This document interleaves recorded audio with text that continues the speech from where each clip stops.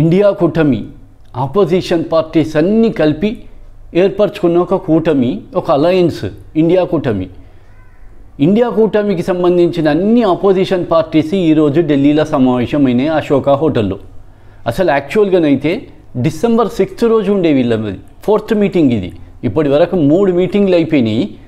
ఈసారి ఢిల్లీలో ఉండే.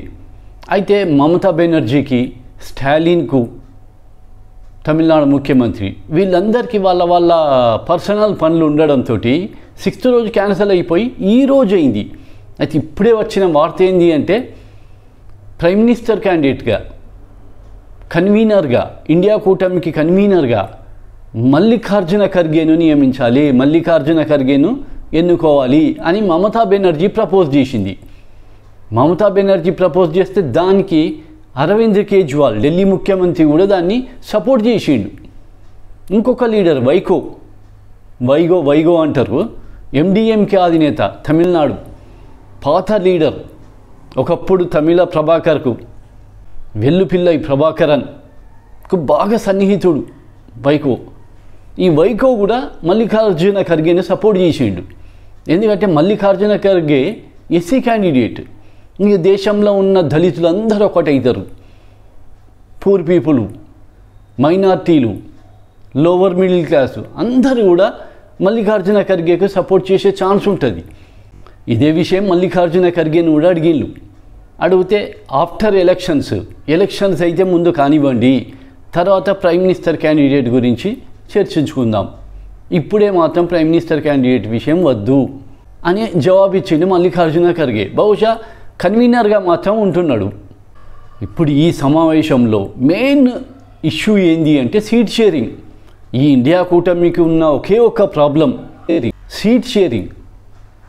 సీట్లను ఎట్లా పంచుకోవాలి అంటే ఒక్క రూలింగ్ పార్టీ తరఫు నుంచి ఉన్న ఒక్క ఎంపీ క్యాండిడేట్కు ఆపోజిట్గా ఆపోజిషన్ పార్టీల కూటమి నుంచి ఒకే ఒక్క క్యాండిడేట్ నిలబడతాడు. ఓన్లీ ఇద్దరే. ఇంతకుముందు ఏ పార్టీ వాళ్ళ క్యాండిడేట్ని నిలబెట్టేది, కాంగ్రెస్ వాళ్ళ క్యాండిడేట్ని నిలబెట్టేది. యూపీలోనే తీసుకుంటే అఖిలేష్ యాదవ్ ఆయన క్యాండిడేట్ని నిలబెట్టేది, కాంగ్రెస్ పార్టీ, మిగతా చిన్న పార్టీలు, బీఎస్పీ, ఇట్లా అన్ని పార్టీల తరఫు నుంచి ఒక్కొక్క అభ్యర్థి ఉండేది. ఇటు రూలింగ్ పార్టీ బీజేపీ నుంచి ఒక అభ్యర్థి ఉండేది. ఆపోజిషన్ పార్టీ ఓట్లన్నీ స్ప్లిట్ అయ్యేది, చీలిపోయేది. ఈ చీలిపోవడంతో బీజేపీ గెలిచింది. ఈసారి ఏంది అంటే ఆపోజిషన్ పార్టీ ఓట్లు చీలద్దు, ఆపోజిషన్ పార్టీలందరూ కలిపి ఒకే క్యాండిడేట్ని నిలబెట్టాలి. ఇది వీళ్ళది పట్టుదల ఈసారి. ఈ సీట్ షేరింగ్ ఒకటి, నెక్స్ట్ వచ్చి కంబైన్డ్ క్యాంపెయినింగ్, కలిసి ఎట్లా క్యాంపెయిన్ చేయాలి అని. అంతే కదా మరి, అన్ని పార్టీల తరఫు నుంచి ఒక్క క్యాండిడేట్ నిలబడితే అందరు కలిసి ప్రచారం చేయాలి. దీని మీద డిస్కషన్ అయినాయి. మెయిన్ బర్నింగ్ ప్రాబ్లం ఇంట్లో సీట్ షేరింగే, క్యాంపెయినింగే. ఈ 2 విషయాల మీద డిస్కషన్స్ జరిగినాయి.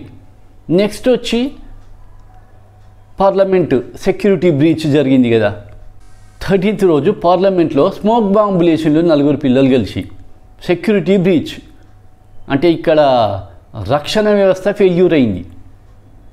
అదే నిజంగా ఎవరన్నా టెర్రరిస్టులు వచ్చి అటాక్ చేసింది అనుకోండి, అప్పటి పరిస్థితి ఏంది?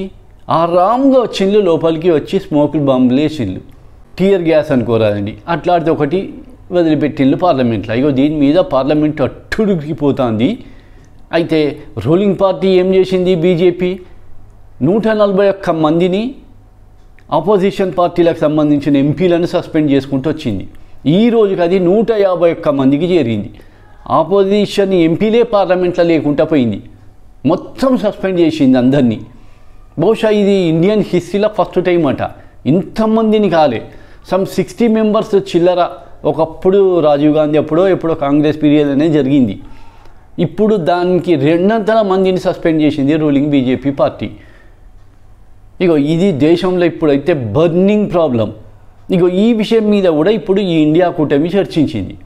నెక్స్ట్ వచ్చి ఈవీఎంల విషయం కూడా డిస్కషన్కి వచ్చింది. ఈవీఎంల విషయం అంటే మధ్యప్రదేశ్, రాజస్థాన్, ఛత్తీస్గఢ్ల బీజేపీ పార్టీ అనూహ్యంగా గెలిచింది. ఈ గెలుపు కూడా చాలా మంది దేశంలో డౌట్ వచ్చేటట్టు చేసింది.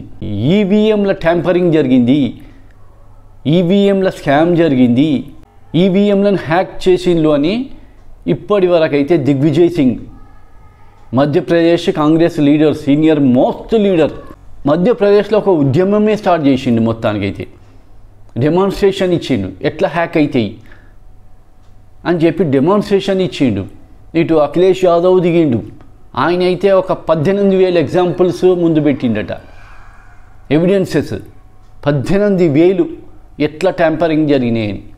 చాలామంది రిపోర్టర్లు కూడా హ్యాక్ ఎట్లా జరుగుతాయి, ఈజియెస్ట్ వే, చాలా ఈజీగా హ్యాక్ జరుగుతాయి, 100% హ్యాక్ జరుగుతాయి, చిప్ కనుక ఉంటే చిప్ ఉన్న ఏ ఇన్స్ట్రుమెంట్ అయినా హ్యాక్ చేయొచ్చు అని దిగ్విజయ్ సింగ్ ఆరోపించిండు.